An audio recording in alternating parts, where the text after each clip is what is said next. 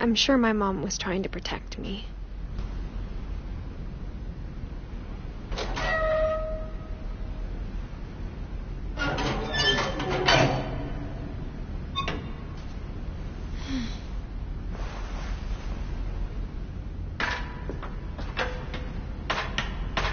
Maybe she was afraid I'd end up like Walter. But if she never told me about an uncle under the house, I can only imagine what else she was hiding. I don't want to make the same mistakes she made.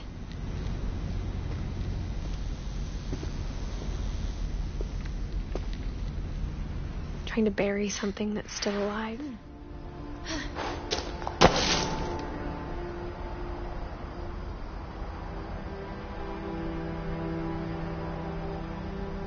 Now that there's only one of us left, or maybe two,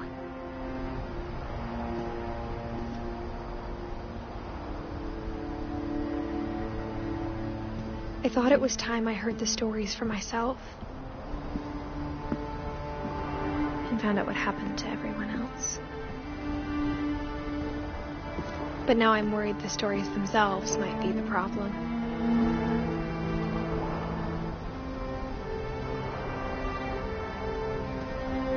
Maybe we believed so much in a family curse, we made it real.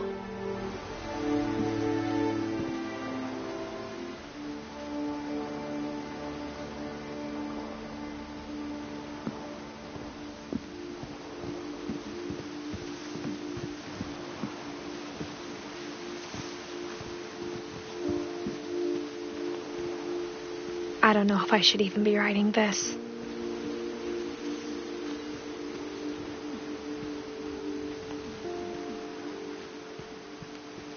Maybe it'd be better if all this just died with me.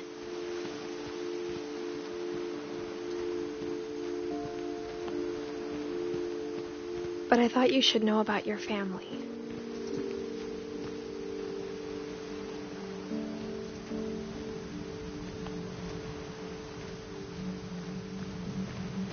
And the history you're a part of.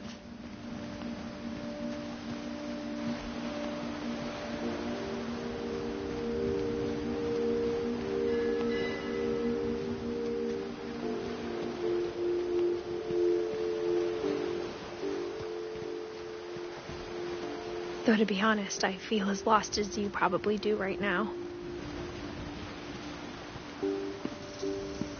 I think the people in these stories believed them, for what that's worth.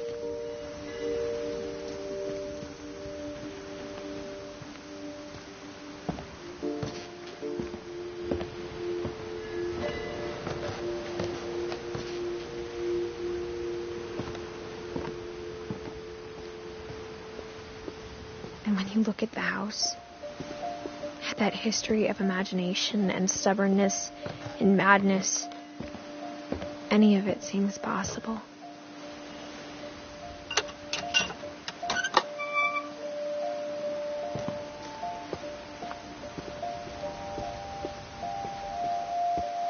I think we've been surrounded by death for so long, we've just gotten used to it. What kind of family finishes building a cemetery before starting the house?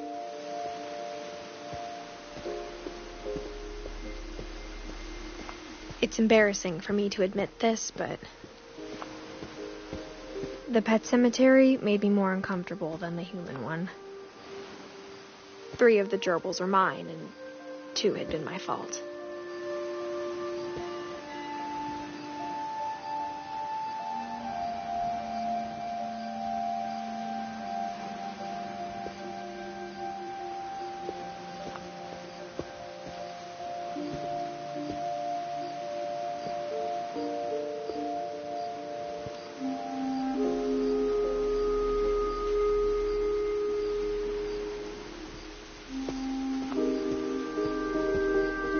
Sven built the house, but it was Edie who designed the cemetery.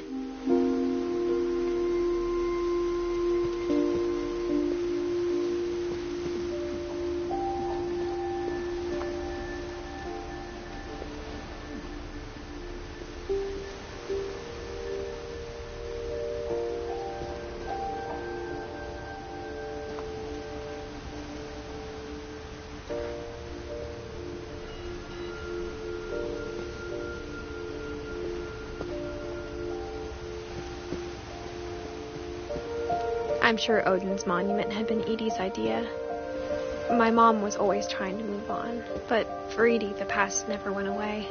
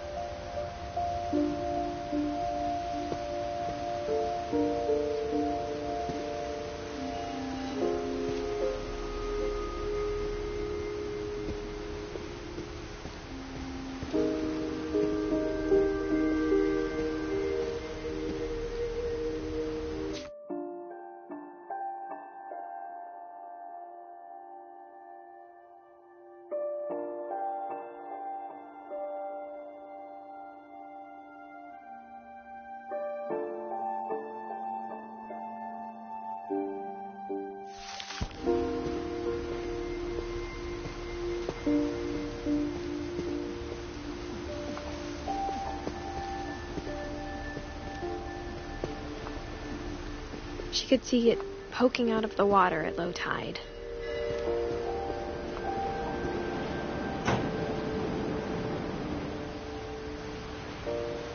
Edie said she dreamed about the old house every night.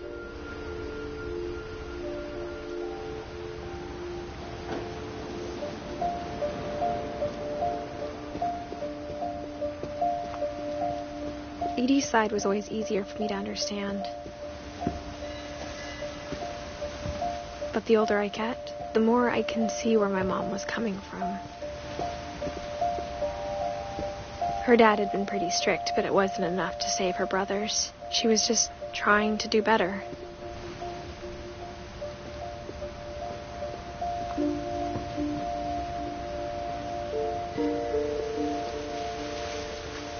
She lost 2 of her brothers, just like I did. I get why she tried so hard to protect us.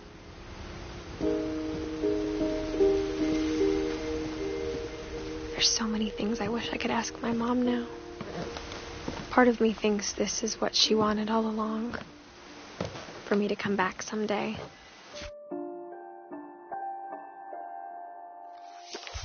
And find everything out for myself.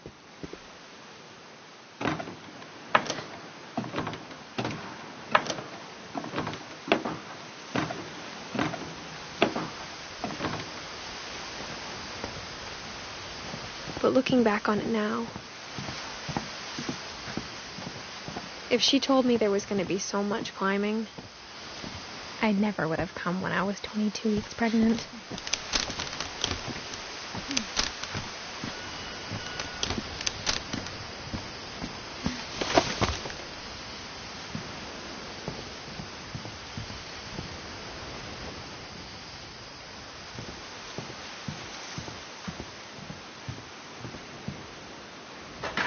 I never met Grandpa Sam, but I think he and my mom had a lot in common.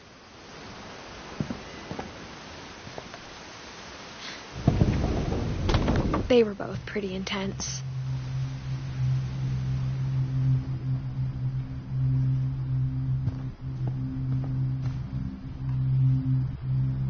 Sam spent his life shooting photos, but Mom said he got nervous being in front of the camera. I guess we're all afraid of something.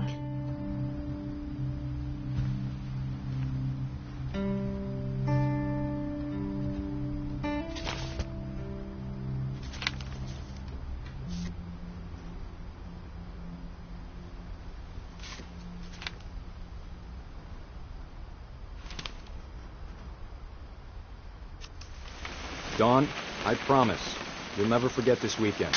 Yes, sir. These memories are going to last a lifetime. Am I going to have to shoot anything? It's a hunting trip, Dawn. Shooting is perfect. It's going to rain the whole weekend, isn't it? Please just take the damn picture. Hey, language. Did you want to get a picture of me or what?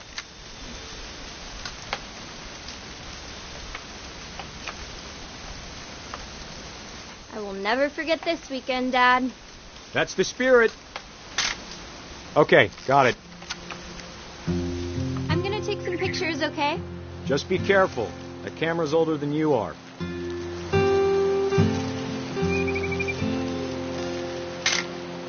Aw. You're right, Dad. It's starting to clear up. Still freezing, though.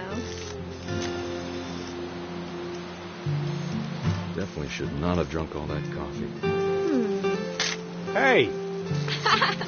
That's a keeper. I'm just saying, I'm not always going to be here, Don. You'll need to remember this stuff if you want to survive. I'll be fine, Dad. You know who else thought he was going to be fine? Some guy who died. Don, I'm being serious. I know, Dad. You're always serious. Doesn't being out here make you want to chill out? Well, to tell you the truth, I haven't been out here in 20 years. Don, don't you think you could find something more interesting to photograph? Last time I was with my brother Calvin. Man, that was a great trip. Your grandpa Sven taught us how to fish, how to build a fire. We found an old logging trail. There were deer everywhere. I bet if I could remember where that trail was, we'd spot a buck for you in no time. Give me a minute to check the map. Dad! Good eyes, Don. Before you take the shot, let me get a picture of you.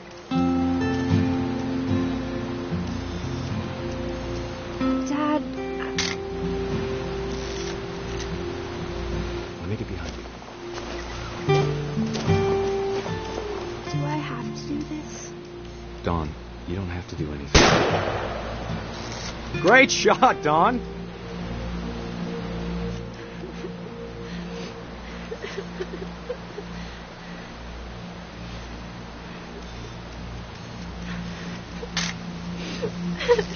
I'm proud of you, Don. Always remember that, okay?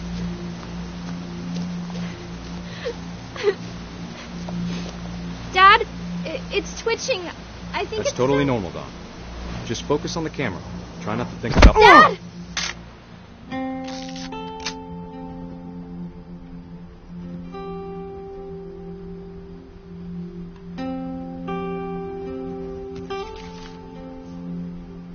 Of all these stories, that's the one I wish most that my mom had told me.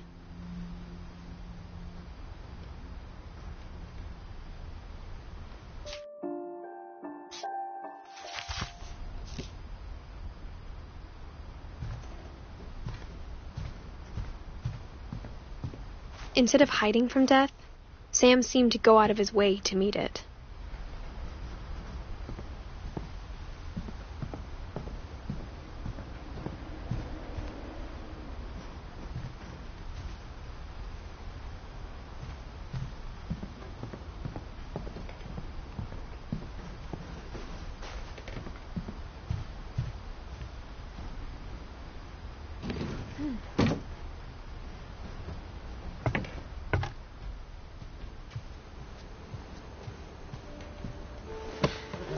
After Sam died, my mom and Edie got really close. They'd both lost a lot.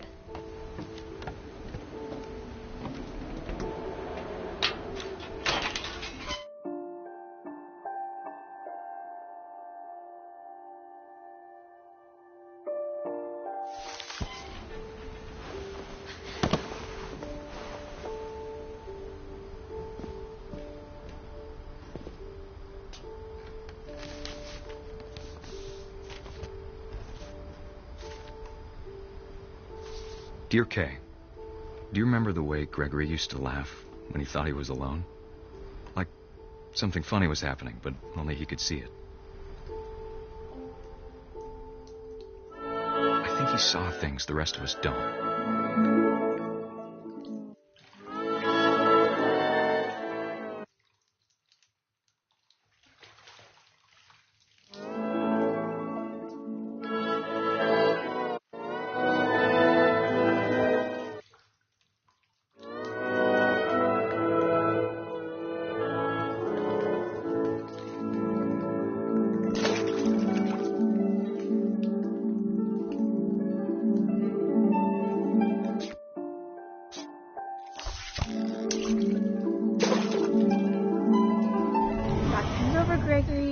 going to... Hold on, sweetie. Hello? Sam, I told you I don't want to talk right now. I wonder what he saw.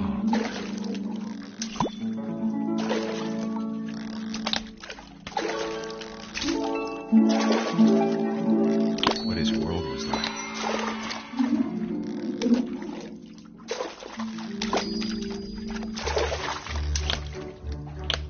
It reminded me so much of Calvin. Lost in his imagination.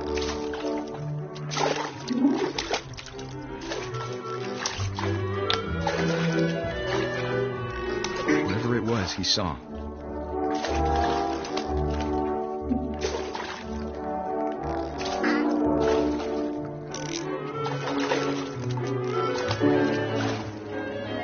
It sure made him happy.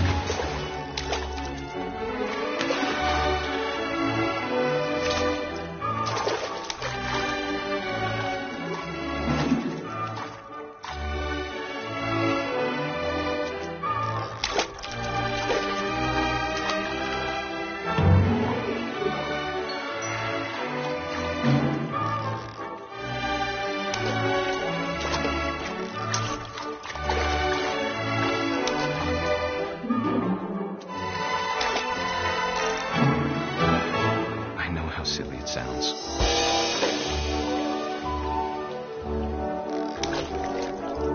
But I worried about a baby being too happy. But I could feel him slipping away. Sorry about that, Gregory. I know you did everything you could. Maybe if I hadn't called that night.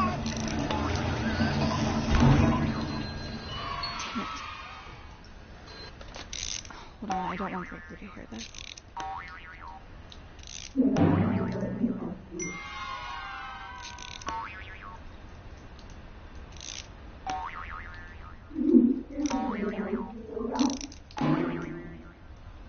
I wish he could have told us about the world he saw.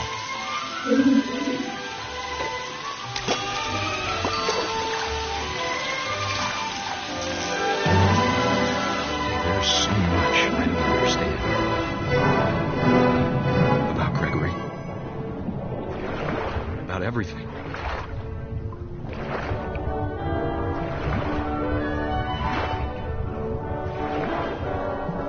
But I know what happened wasn't your fault.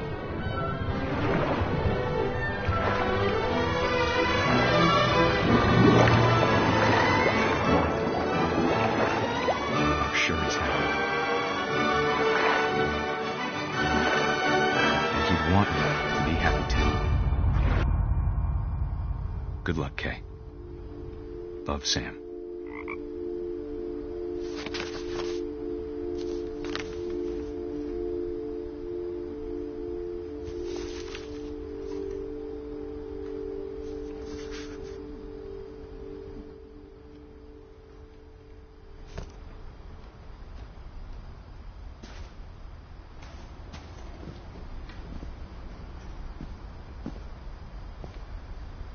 I can't imagine my mom ever writing poetry, and yet...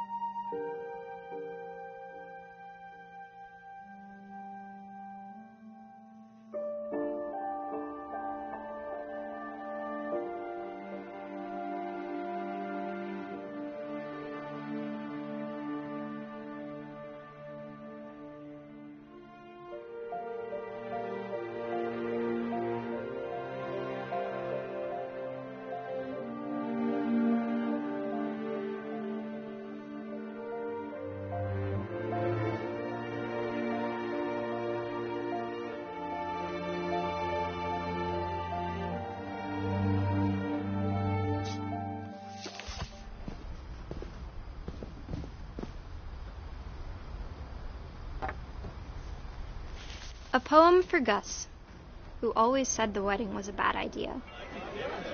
Our father never hit us kids, at least not very hard, before the day my brother said with teenage disregard that he'd be dead before he'd see a wedding in our yard.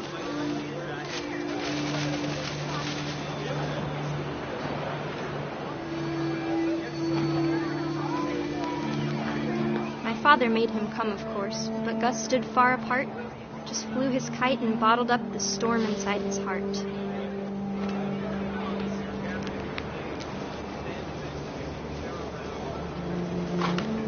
I tried to talk him out of it, but though he'd never met her, we don't need a stepmom, were the words that I now pronounce you husband and wife. Make this bride.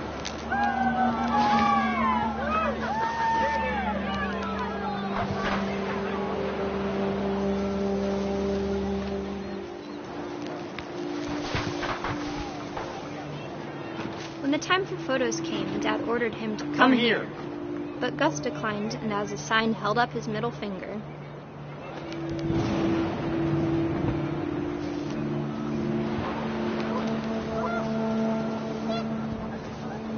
The wind picked up, and panicked geese appeared and quickly went.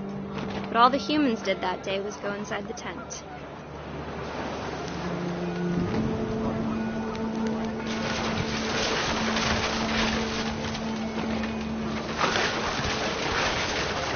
The rain came down in buckets then, but no one seemed afraid that nature might destroy the tent our dad had crudely made.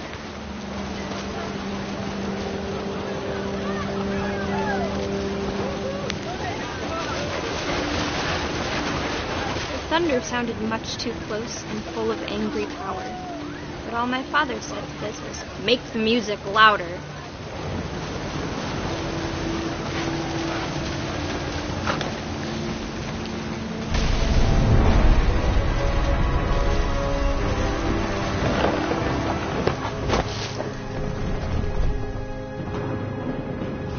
I wish that I could truly say I thought about you on that day. Out there on the beach alone, just you, the wind, the sea, and foam. But I didn't, until we found you.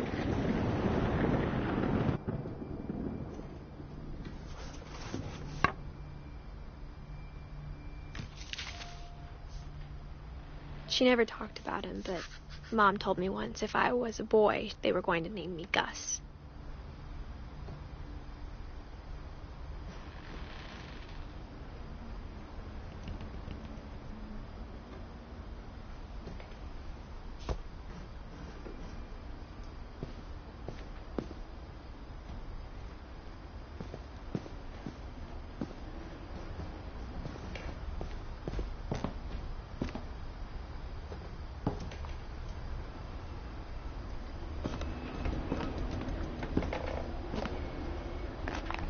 My mom moved up to the loft after her brothers died. At the time, it was as far away as she could get.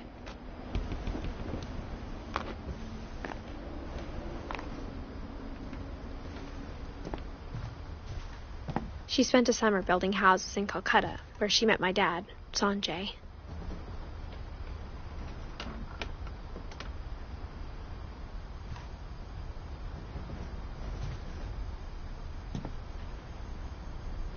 Religion was another thing my mom never talked about, but I think it helped her a lot after her dad died.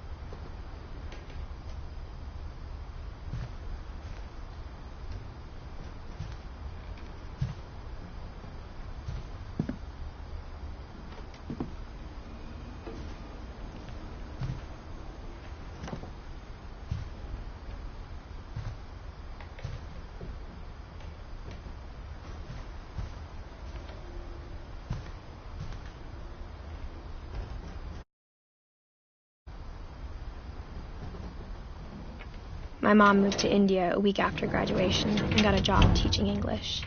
Louis was born a year later.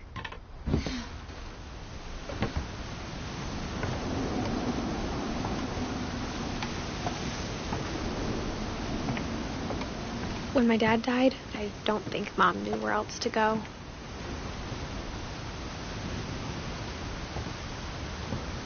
I'm sure Edie was happy to have her back. And to see kids in the house again.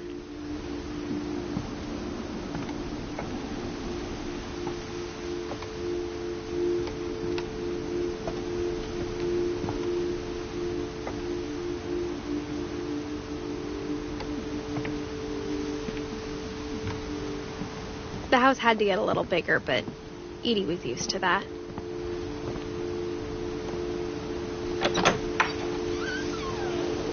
And for a while, things were good. Almost normal.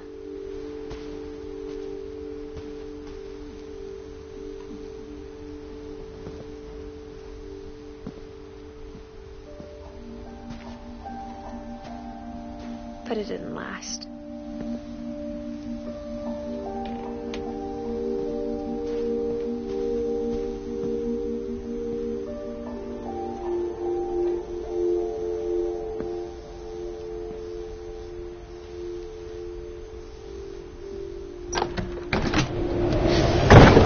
The beginning of the end was Milton's 10th birthday, when Edie gave him a castle.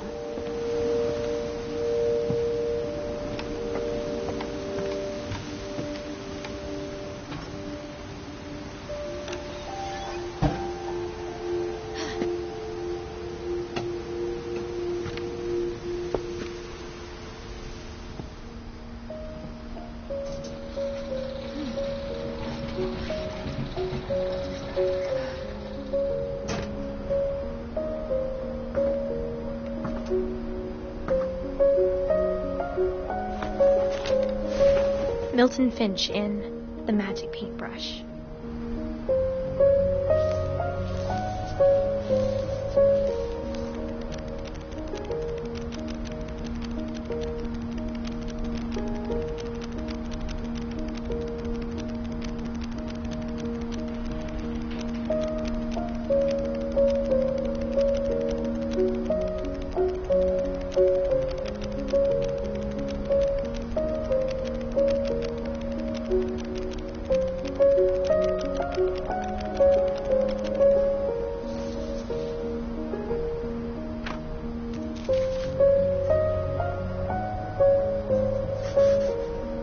I was 4 when Milton disappeared.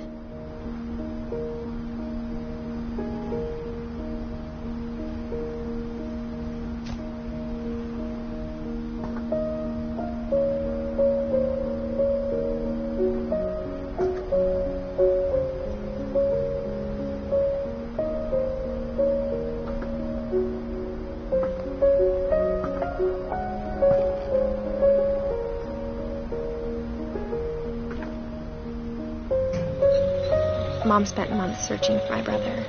Then she sealed the doors.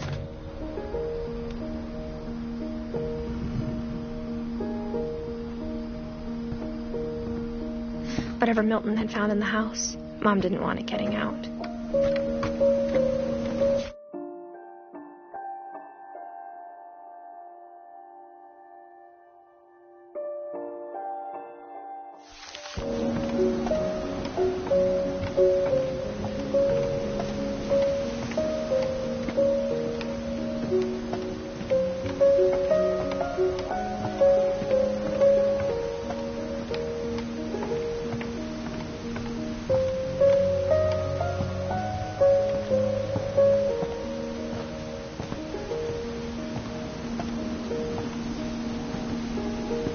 Mom definitely blamed Edie, but I think Louis blamed himself.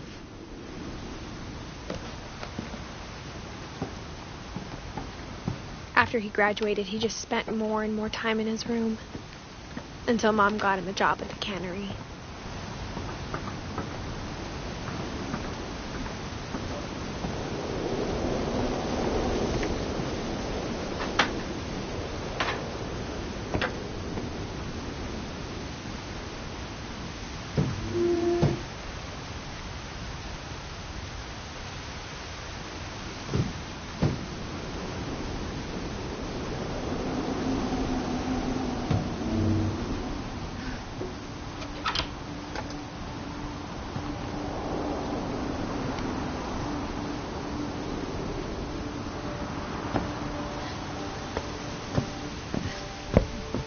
Lewis's room smelled very, very familiar. That part of him lived on.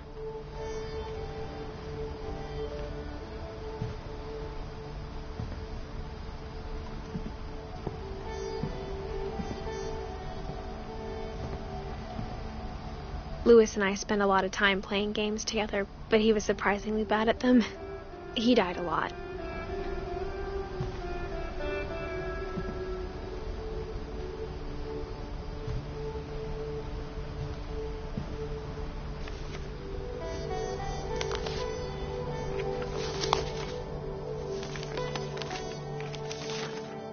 Dear Mrs. Finch, as Lewis's psychiatrist, I can understand your desire for an explanation. As I see it, the trouble began in January, shortly after we convinced your son to seek treatment for substance abuse. Newly sober, I believe Lewis first noticed the monotony of his daily life.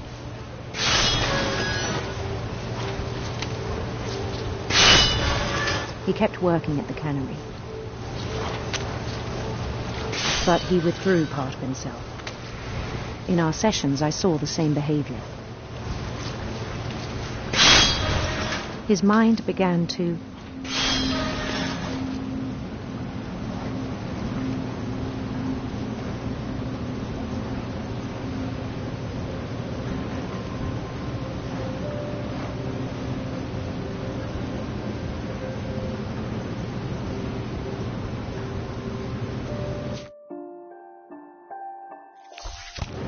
wander.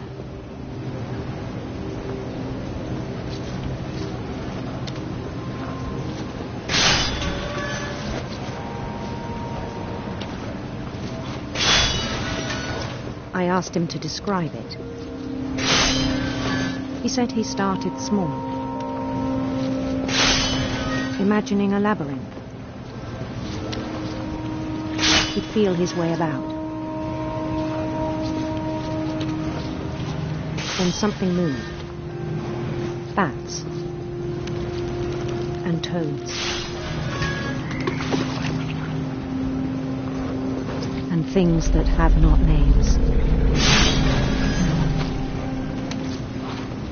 He knew it was all in his head.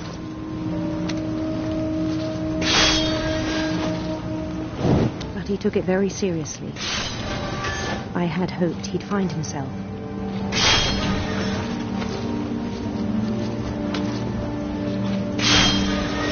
But he found something more. I worried about him then, daydreaming at the cannery.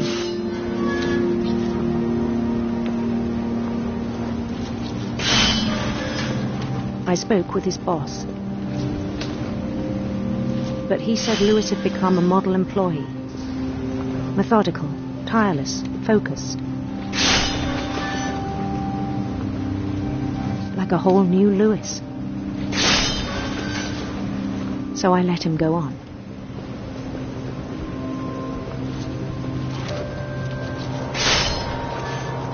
I even encouraged him. It seemed very promising at first. He told me he'd made a new friend.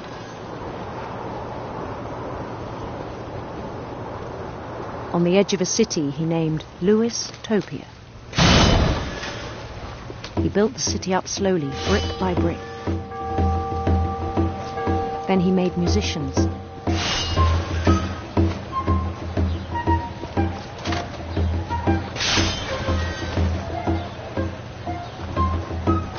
And songs for them to play.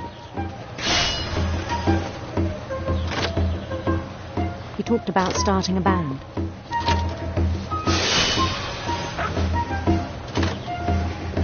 He was always humming something. Every day his imagination grew stronger.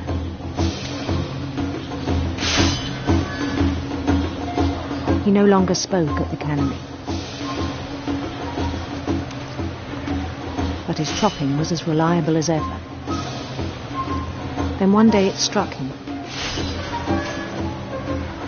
that all the cheering crowds, even the stones under his feet, were all in his imagination. so he could do whatever he wished.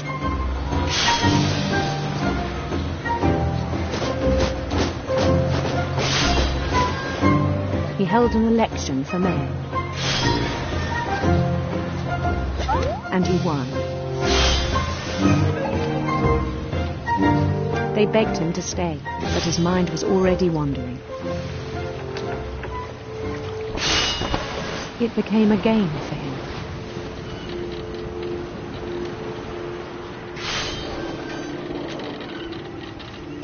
He'd conquer a city, then immediately push on. New Louisville.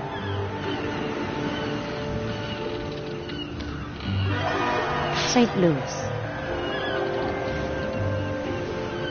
He started drifting away from our reality.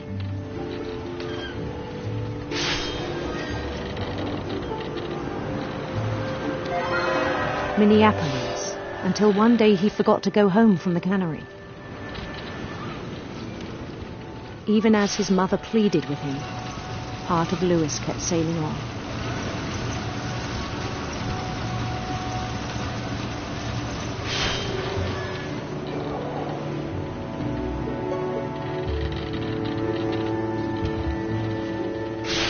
In Louisburg, he heard rumors of a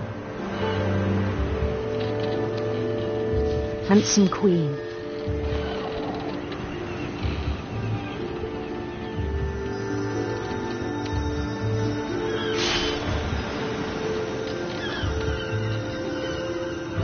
The queen was on her own quest for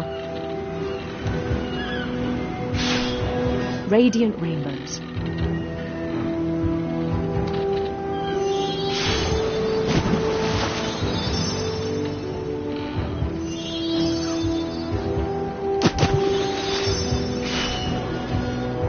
He followed the sound of her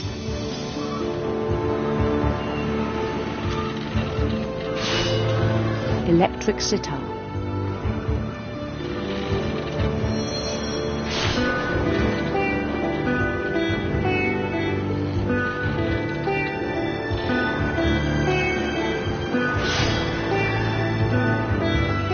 His chase led him to a golden palace east of the sun and west of the moon. Even then, his logic remained sound.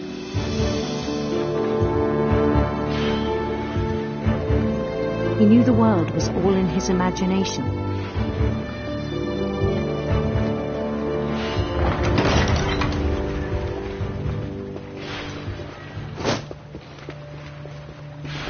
But he was so proud of having created it. In his own eyes, he'd become something greater than a king.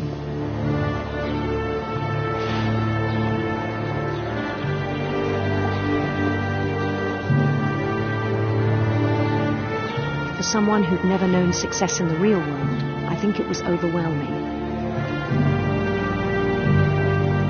And then it struck him that the real Louis was not the one chopping salmon, but the one climbing the steps of a golden palace.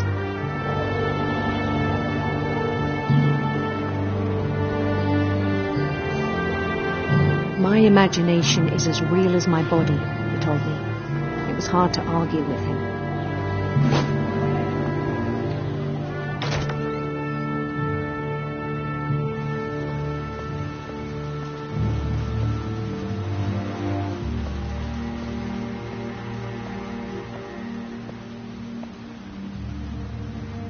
He began to forget the world we know.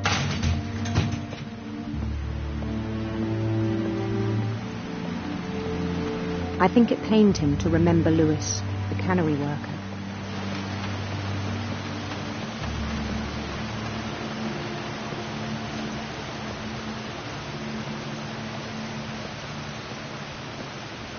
He began to despise the man with a royal contempt.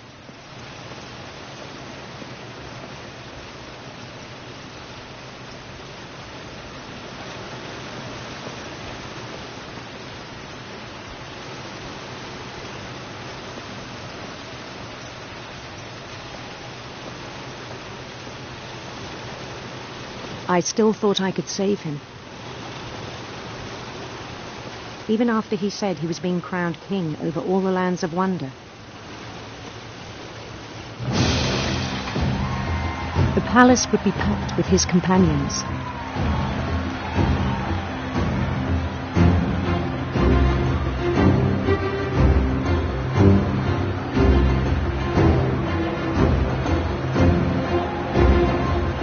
Including the wise Calico who'd insisted on inviting him.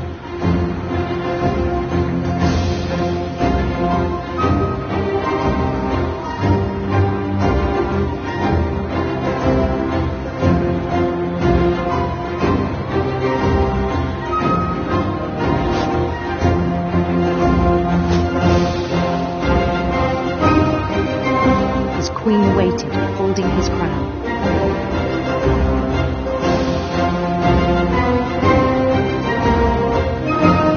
There was only one thing left to do.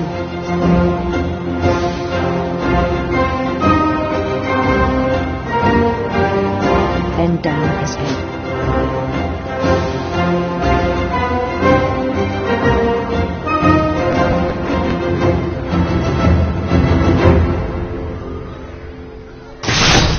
And the rest I think you know. Mrs. Finch, your son was a kind man who will be missed by all of us who knew him.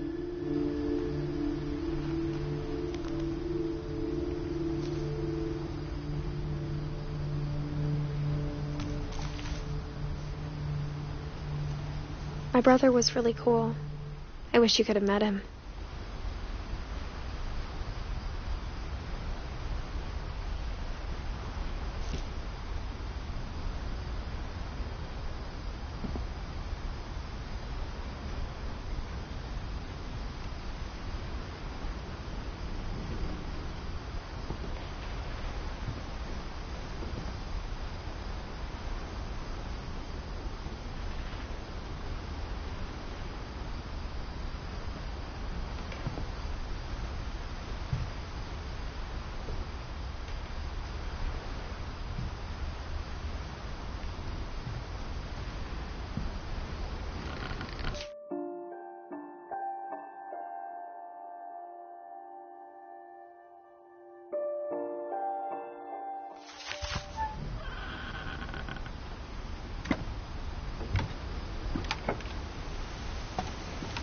On the way back from Lewis's funeral, my mom told me to start packing.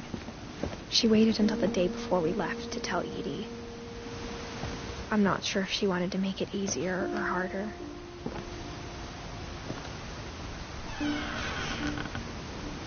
I wish we'd stayed. But I understand why we left.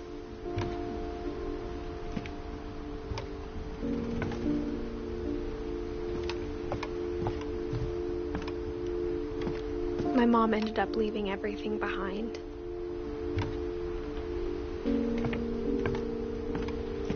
What happened that night had been coming for a long time. Maybe it should have come sooner.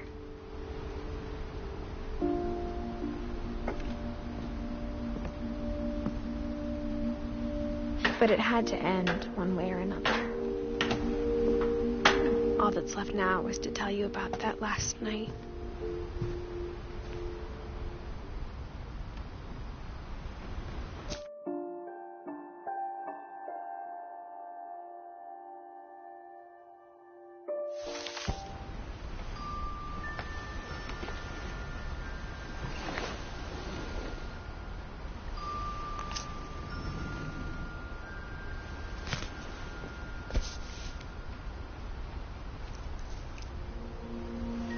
That whole last day, Edie just watched us pack and didn't say a word.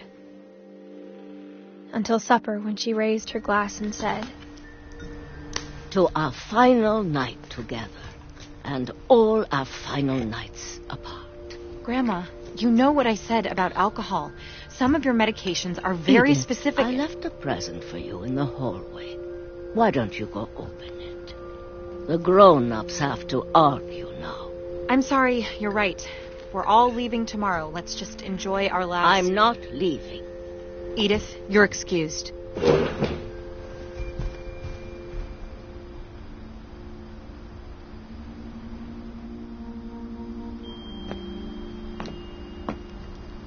the power had been shut off that morning, but Edie always had plenty of candles.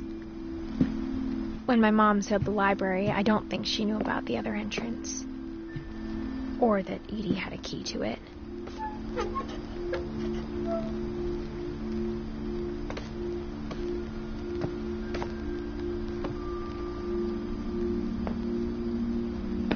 That thing you're afraid of isn't going to end when you leave the house. Edith has a right to know these stories. My children are dead because of your stories. I think it's best if Edith and I leave tonight. We'll have the nursing home send a van for you in the morning. Okay?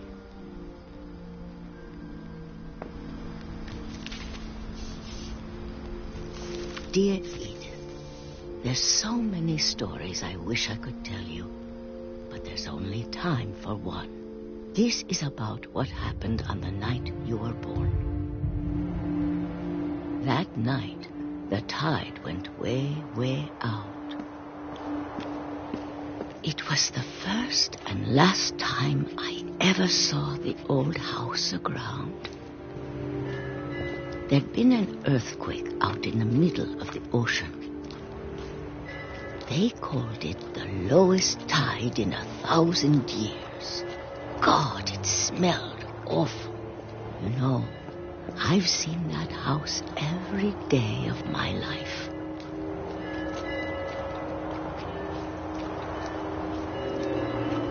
But I never thought I'd go back to it. When the fog rolled in, I lost my way.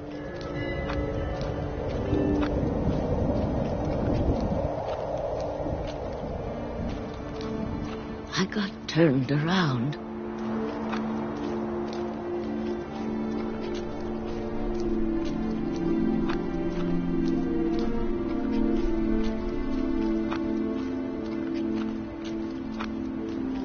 I started seeing things.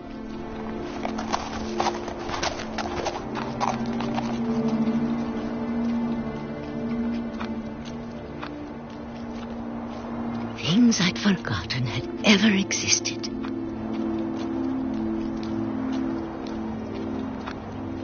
But when I saw them, they felt like old friends. That night, a lot of things came back to me. Or maybe I came back to them.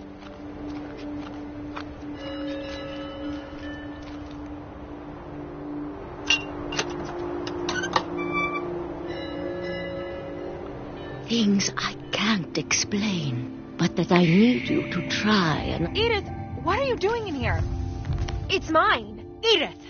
Mom, you're gonna rip it! Let go! I kicked and screamed, but Mom dragged me to the car. I never saw Great-Grandma Edie again. The next morning, the van came to pick her up, but she was already gone. After that, we moved around a lot.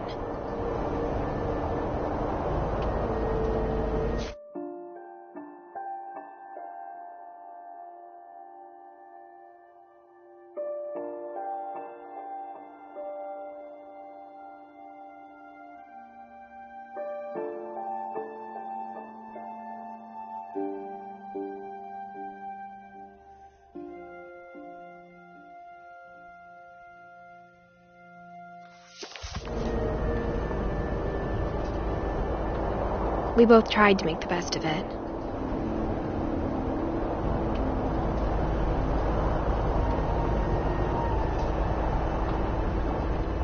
A few years went by.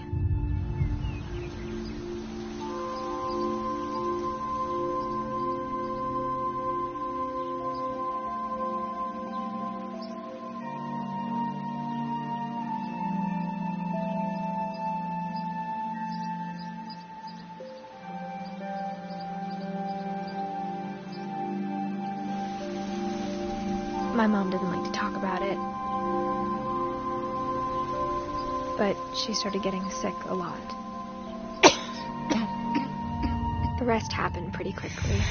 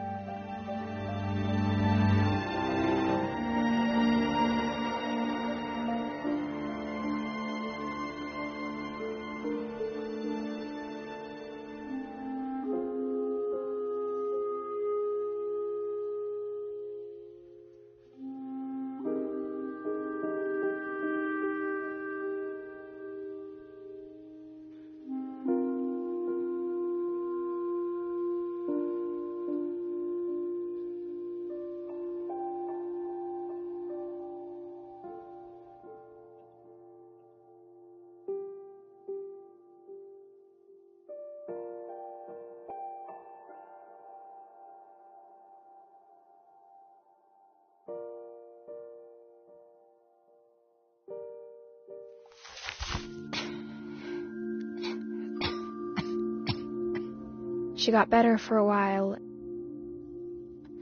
and then she didn't. And then I was alone.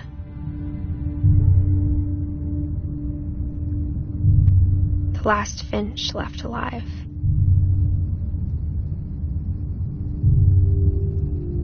Until I found out about you.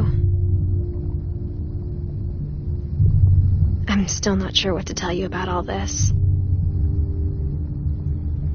If we lived forever, maybe we'd have time to understand things. But as it is, I think the best we can do is try to open our eyes.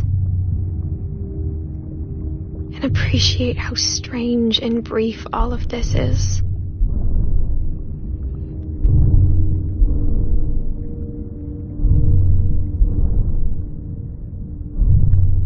This journal was supposed to be for you.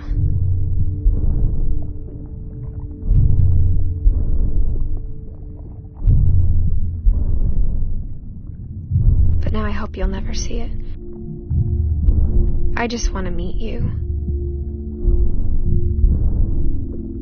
And tell you all these stories myself. But I guess if you're reading this now, things didn't work out that way.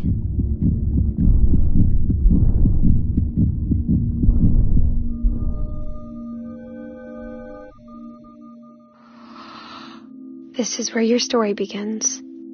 I'm sorry I won't be there to see it. It's a lot to ask, but I don't want you to be sad that I'm gone.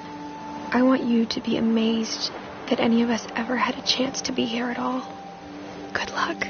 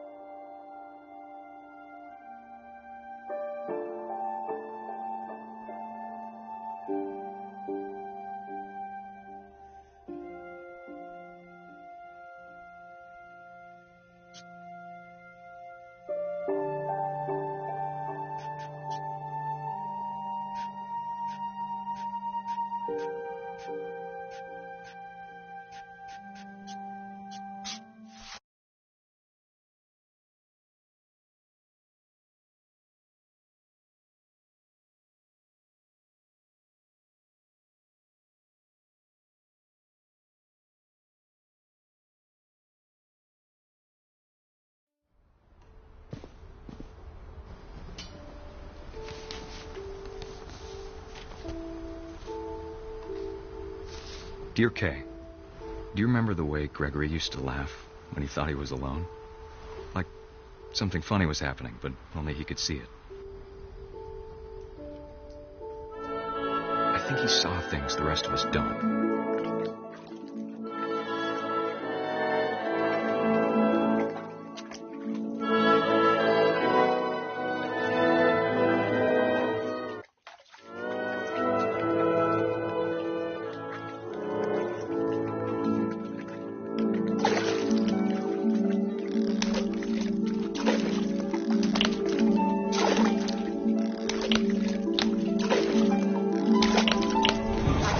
Gregory, it's time to...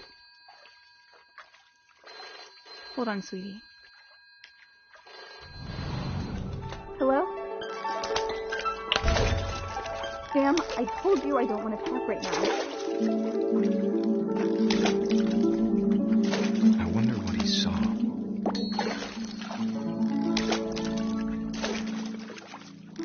What his world was like.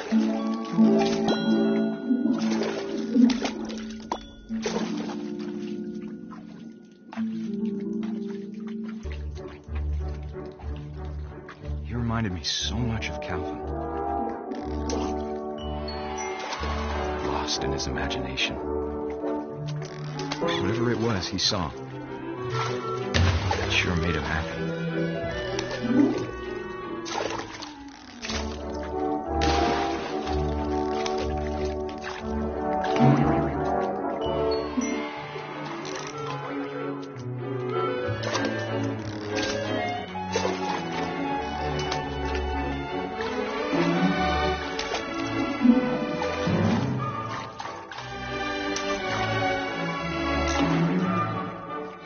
Silly it sounds.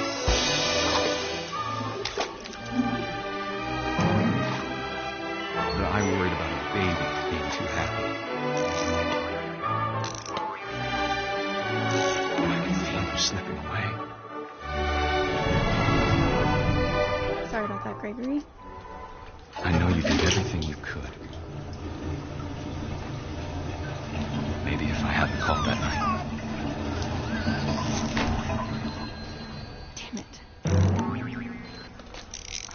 I don't want Gregory to hear this. I wish he could have told us about the world he saw.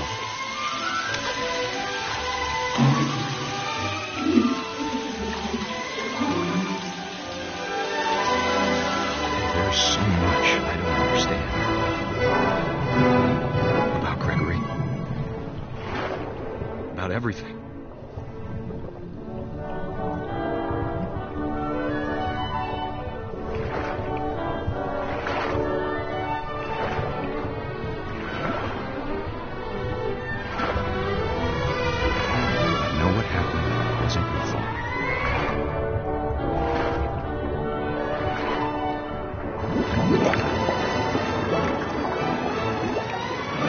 I'm sure he's happy. And he'd want you to be happy too. Good luck, Kay. Love, Sam.